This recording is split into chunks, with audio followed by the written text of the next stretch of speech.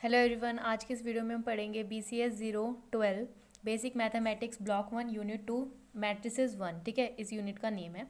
इसके अंदर हम क्या क्या पढ़ने वाले हैं कि एक्चुअली में मैट्रिक्स कैसे बनाते हैं। ठीक है, तो यहाँ पर हमारा मैट्रिसेस का एक फॉर्मेट दिया हुआ है। इसके अंदर देखो ए मैट्रिक्स है, इसके अंदर हम इस तरह से बनाते हैं, रेक्टेंगुलर ब्रैकेट में इसको लिखते हैं। ठीक है, अब यहाँ पर हमने लिखा A11। ठीक है, A11, ये वन क्या है, हमारी रो है, और ये वाला वन किसको रिप्रेजेंट कर रहा है, हमारे कॉलम को रिप्रेजेंट कर रहा है। ठीक है, यहाँ पर 1 2 यानी कि first row second column, first, उसके बाद में यहाँ पर आईएथ रो और जेएथ कॉलम। ठीक है, यहाँ पर फर्स्ट रो एन एन यानी कि कोई भी, मतलब जितने भी कॉलम आपको लेने हैं उतने कॉलम। ठीक है, इस तरह से ये हमारी किसको रिप्रेजेंट कर रहा है, रो को रिप्रेजेंट कर रहा है। यहाँ पर हमारे पास कितने हो गए, रो एंड कॉलम। ठीक है, इसको हम एम क्रॉस एन की मैट्रिक्स बोलेंगे। ठीक है, आई मतलब रो एंड जेथ कॉलम। ठीक है, इस तरह से हम इसको लिखते हैं।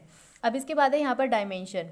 If a matrix A has m rows, कि अगर किसी मैट्रिक्स के अंदर एम रोज हैं एंड एन कॉलम्स है तो उस वो क्या हो गए, उसके डायमेंशन हो गए। ठीक है, अगर हम बात करें इसके ऑर्डर की, ठीक है, ये क्या है, इसके एम एन डायमेंशन बता रहा है कि कितने रो और कितने कॉलम है इसके अंदर। ठीक है, उसके बाद बात करते हैं ऑर्डर की। ऑर्डर क्या होता है, एम क्रॉस एन, इसको हम बोलेंगे रीड एम बाय एन। ठीक है, एम बाय एन की मैट्रिक्स है। ठीक है, यहाँ पर हमारे पास कुछ एग्जाम्पल हैं कि मैट्रिक्स किस तरह से है। तो यहाँ पर ए मैट्रिक्स है हमारे पास 1 2 3 4। ठीक है, 2 by 2 की मैट्रिक्स, 2 by 2 की मैट्रिक्स यानी कि 2 कॉलम है और 2 ही रो हैं। ये हमारे क्या हो गए, कॉलम हो गए, ये हमारी क्या हो गई, रो हो गई। ठीक है, अब इसी तरह से यहाँ पर भी है बी।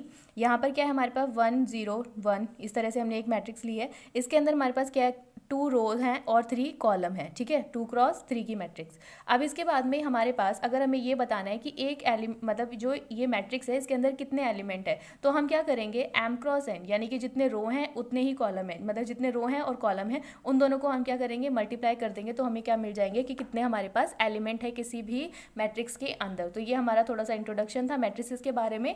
इसके आगे हम चलते हैं कि टाइप ऑफ मैट्रिसेस क्या होती हैं। यहाँ से शुरू करते हैं हम टाइप ऑफ मैट्रिसेस। ठीक है, स्क्वायर मैट्रिक्स। स्क्वायर मैट्रिक्स में क्या होता है, जितने रो हैं उतने ही कॉलम होंगे, तो उसको हम क्या कहेंगे, स्क्वायर मैट्रिक्स। ठीक है, यहाँ पर देखो, जैसे मैंने लिया 2 क्रॉस 2 का एक मैट्रिक्स लिया। ठीक है, तो यहाँ पर हम क्या करेंगे कि जितने रो यानी कि जितने रो हैं उतनी ही कॉलम, 2 3 4 एंड 5 इस तरह से। ठीक है, उसके बाद मैंने 3 और 3 की मैट्रिक्स बनाई, 4 6 4 5 6 7 8 9 3 2 1। ठीक है, ये कितनी की होगी, 3 क्रॉस 3 की मैट्रिक्स। मतलब कि रो और कॉलम की जब हमारे जो नंबर हैं वो सेम रहते हैं तो हम उसको क्या कहते हैं, स्क्वायर मैट्रिक्स। ठीक है, यहाँ तक आपको समझ में आ गया होगा। आगे चलते हैं डायगोनल मैट्रिक्स। डायगोनल मैट्रिक्स में क्या होता है कि यहाँ पर जो हमारा डायगोनल होता है ना, डायगोनल आप सबको पता है, जैसे हम यहाँ लिख रहे हैं 4 0 0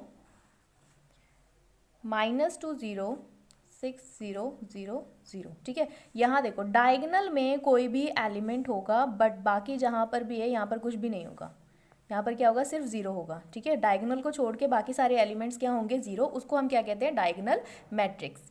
उसके बाद हम बात करते हैं यहाँ पर, मतलब डायगोनल में भी जीरो आ सकता है, लेकिन ना इस तरह से आप लिख सकते हो।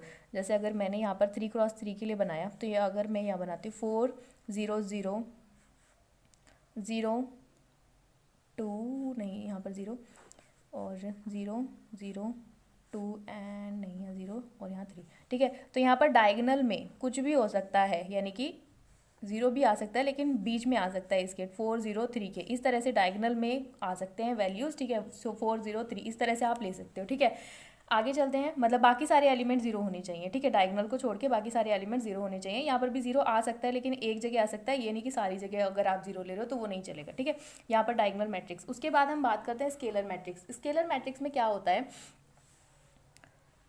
अगर यहाँ पर जैसे हमने डायगोनल लिया ना, अब इसके अंदर हमारी जो डायगोनल है, यानी कि यहाँ पर देखो -5 0 0 -5 0 -5 0 0 0, इसको हम क्या कहेंगे, स्केलर स्केलर मैट्रिक्स। ठीक है, जो डायगोनल है वो सेम वैल्यू से सेम वैल्यू के मल्टीपल्स में होना चाहिए। मतलब कि यहाँ पर देखो सेम वैल्यूज़ है ना, डायगोनल में क्या है, सेम वैल्यूज़ हैं, बाकी सब क्या है, एलिमेंट जीरो होंगे, तो इसको हम क्या कहते हैं, स्केलर मैट्रिक्स। इसके बाद में हम एक और एग्जाम्पल ले सकते हैं, जैसे जो हमारी आइडेंटिटी मैट्रिक्स होती है, ये हमारी आइडेंटिटी मैट्रिक्स होती है, इसको अभी हम क्या कह सकते हैं, स्केलर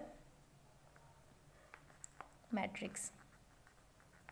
ठीक है, ये हमारी आइडेंटिटी मैट्रिक्स होती है, इसको भी हम स्केलर मैट्रिक्स बोल सकते हैं, ठीक है। अब आ ही गया हमारे पास यूनिट और आइडेंटिटी मैट्रिक्स। यूनिट मैट्रिक्स क्या होती है, जैसे अगर हमने कुछ भी लिखा, ये क्या है हमारी